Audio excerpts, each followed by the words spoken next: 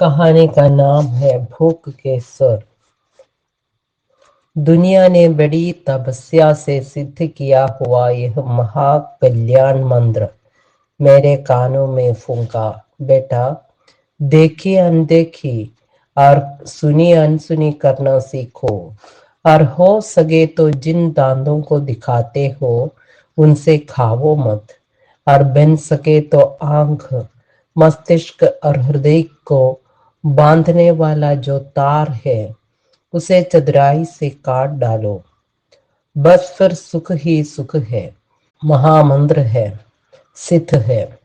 लाहौर के 11.5 रुपए के महात्मा वाले वशीकरण मंत्र से कोई कामिनी फंसते मैंने नहीं देखी, और अमृतसर वाले महात्मा के 1.25 रुपए वाले मंत्र से बांझ स्त्रियों को कानी लड़की होते हुए भी नहीं देखी।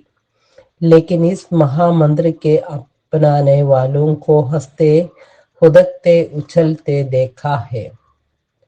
नेक सलाह है, लेकिन असमर्थता भी कोई चीज है। कभी कभी कोई बात दिख जाती है और हृदय को मत डालती है, और कभी कभी छिपाते छिपाते भी ये भीतर के दांत दिख जाते हैं, और तब विकल होता हूं कि अधूरी विद्या कैसी संकट बन जाती है। और तब दुनिया की सीख फिर कान में आती है। भीतर के दांतों की झलक अगर दिख ही गई, कमजोर अगर प्रकट हो गई है, तो उस पर आत्मस्वीकृति के सुनहरे रंग की कूजी फिर। यह भी ऐसी ही एक बात जो कभी हो गई थी और हो जाने के बाद न लिखना, क्या अपने वश की बात है। एक दिन सूरज उगने के पहले ही मेरी नींद खुल गई। वैसे मेरे विषय में लोगों की यह धारणा है कि अगर मेरे ऊपर किसी ने विजय पाई है तो वह नींद ने। और इन्हीं लोगों का ऐसा भी ख्याल है कि कुंभकर्ण को 6 महीने की लंबी निद्रा देने में विधाता ने विश्व का जो कल्याण देखा था, वही कल्याण मुझे आलसी बनाने में देखा गया है। मैं एकाएक उठ पड़ा, क्योंकि बगल वाले मकान से 2-3 बच्चों के रोने की आवाज आ रही थी। रोने की आवाजों में बड़ी विभिन्नताएं होती है। इन बच्चों के सम्मिलित रोने का शब्द भी सामान्य से कुछ भिन्न था। एक बार मोहल्ले में कुत्ते के 3 पिल्ले न जाने कहां से आ गए। बाद में मालूम हुआ था कि उनकी मां किसी लोग वाहक से दबकर परलोक चली गई थी। छोटे छोटे मासूम पिल्ले थे। दिन भर से उन्हें खाने को नहीं मिला था, और वे भूख से तड़पते हुए एक दूसरे से चिपट पड़े थे। कुकुर कुकुर के साथ टीं टीं सरीखी आवाज मिलाकर रो रहे थे। ये आवाज जो मैं सवेरे सुन रहा था, उन भूखे तड़पते पिल्लों से दिखी थी। भूख का एक स्वर होता है, चाहे वह कुत्ते की भूख हो, चाहे आदमी की भूख हो। भूख का स्वर पहचानने में आप कभी गलती नहीं कर सकते। मैंने पत्नी को जगाया। वह अपने नन्हे बेटे को हृदय से चिपका कर सोई थी। दूसरे बच्चे भी आसपास आनंद की नींद में निमग्न थे। मैंने कहा, सुनती हो? रघुनाथ के हम बच्चे रो रहे हैं 2-3 खंडों से। जरा देखो तो, बच्चों की मां से पूछो। वह उठी और पड़ोसिन को पुकारा। थोड़ी देर बात करके लौटी और बोली, तीनों बच्चे भूख से तड़प रहे हैं। 24 खंडों से कुछ खाने को नहीं है घर में। बेचारे की नौकरी छूट गई है ना 1 महीने से। इसी समय रघुनाथ आया। आते ही उसकी आंखों से आंसू झरने लगे। मैंने स्त्रियों की आंखों में आंसू देखे हैं, आपने भी देखे होंगे। स्त्री वैसे ही करुणा की सजीव प्रतिमा है, और अबला की विवशता और करुणा जब आंसू बनकर झरने लगती है तब हृदय को हिला देती है। ये सच है। पर इसे मैंने कभी असामान्य नहीं माना, परंतु पुरुष का रोना, पुरुष की आंखों में आंसू, कहीं हजार गुनी विवशता, करुणा रहती है इनमें। ऐसा लगता है कि पौरुष टूक टूक होकर पिघल पिघल कर बह रहा है। विश्व की शक्ति विधवा होकर मानो विलाप कर रही है। पुरुष रोता नहीं है, जब वो रोता है रोम रोम से रोता है। उसकी व्यथा पत्थर में दरार कर सकती है। रघुनाथ का रोना बड़ा भयोत्पादक था। उसने मेरे हृदय को गीला तो किया ही, साथ ही मुझ में भय भर दिया। पुरुष का रोना कुछ वैसा ही भय व आशंका उत्पन्न करता है, जैसा सवेरे सवेरे द्वार पर कुत्ते का रोना। रघुनाथ ने हृदय खोलकर मेरे सामने रख दिया।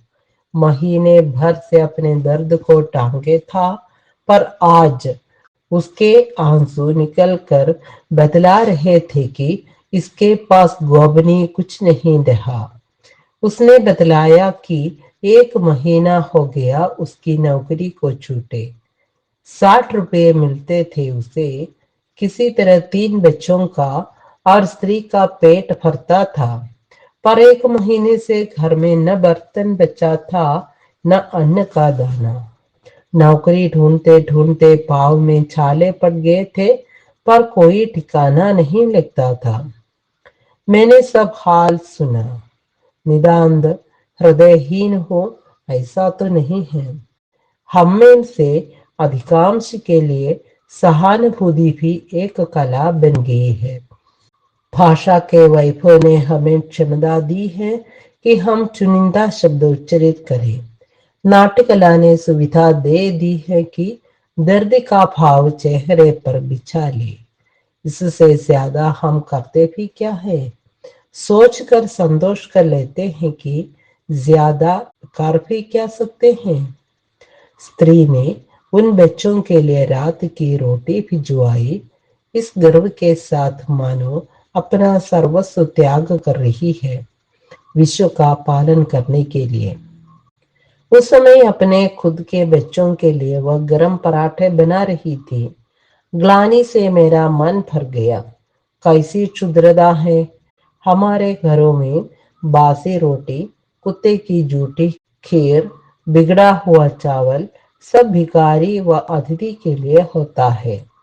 स्त्री की क्षुद्रता का जिक्र करके मैं संतोष पा रहा हूँ, पर मेरे नाम पर आप थूके, क्योंकि मैंने इसका भी विरोध न किया। मेरे अंदर में न जाने कहा दुबकी बैठी निजदा ने कहा कि यह उचित ही है। खैर, दोपहर को रेखनाथ ने यह तय किया कि वह अपनी स्त्री को बच्चों के साथ उसके मायके भेज दे। उन लोगों के पास कुछ खेती है, वहां बच्चे पल जाएंगे। उसकी नौकरी लगते ही वह उन्हें बुला लेगा। वो गांव लगभग 20-25 मील दूर था। पास में ही रहने वाला एक गाड़ी वाला 5 रुपए में उन्हें वहां फेंक आने के लिए तैयार हो गया। गाड़ी तैयार होगी। स्त्री तीनों बच्चों को लेकर गाड़ी में बैठ गई। रघुनाथ खड़ा खड़ा रो रहा था। स्त्री भी रो रही थी। रघुनाथ का मन ग्लानि से भरा था। वह अपने आप को धिक्कार रहा था। आज वह अपने स्त्री बच्चों का पेट भी नहीं भर सका, दूसरों के माथे ठकेल रहा है। अपने हृदय के टुकड़ों को इसलिए हम से भगा रहा था कि वे भूख से मरने से बच जावे। और स्त्री, उस बेचारी की लज्जा और विषाद का क्या अंत था। अपनी दरिद्रता को लेकर स्त्री कभी मायके नहीं जाना चाहती। अपने पति के घर की समृद्धि ही तो उसे मायके में सम्मान दिलाती है। दरिद्र पति की पत्नी तो मायके में भी तिरस्कार व अपमान ही पाती है। आज इस अवस्था में जाते समय उसका हृदय टुकड़े टुकड़े रो रहा था।